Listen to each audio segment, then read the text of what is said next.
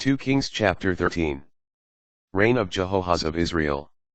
In the 23rd year of Joash, son of Ahaziah, king of Judah, Jehoahaz, son of Jehu, became king over Israel in Samaria for 17 years. He did what was evil in the Lord's sight.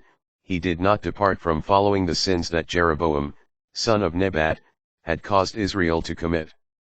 The Lord was angry with Israel and for a long time gave them into the power of Hazael, king of Aram, and of Ben-Hadad, son of Hazael. Then Jehoahaz entreated the Lord, who heard him, since he saw the oppression to which the king of Aram had subjected Israel. So the Lord gave Israel a savior, and the Israelites, freed from the power of Aram, dwelt in their own tents as formerly. Nevertheless, they did not desist from the sins the house of Jeroboam had caused Israel to commit, but persisted in them. The Asherah remained even in Samaria.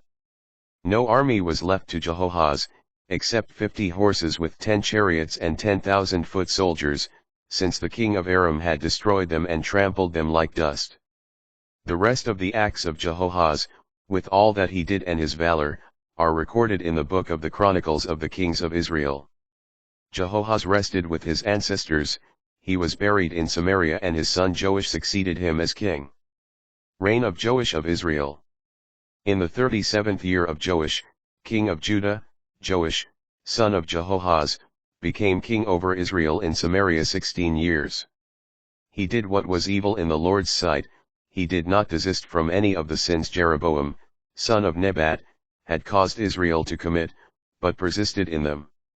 The rest of the acts of Joash, with all that he did and his valor, and how he fought with Amaziah, king of Judah, are recorded in the book of the Chronicles of the Kings of Israel. 1. Joash rested with his ancestors. Then Jeroboam sat on his throne. Joash was buried in Samaria with the kings of Israel. Elisha's deathbed prophecy. 1. When Elisha was suffering from the sickness of which he was to die, Joash, king of Israel, went down to weep over him. My father, he exclaimed, Israel's chariot and steeds.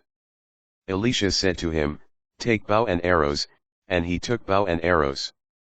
Elisha said to the king of Israel, Rest your hand on the bow, and he rested his hand on it. Elisha placed his hands over the king's hands, and said, Open the window toward the east. He opened it. Elisha said, Shoot, and he shot. He said, An arrow of victory for the Lord. An arrow of victory over Aram. You will beat Aram at Aphek and finish him. Then he said to the king of Israel, Take the arrows, which he did. Elisha said to the king of Israel, Beat the ground.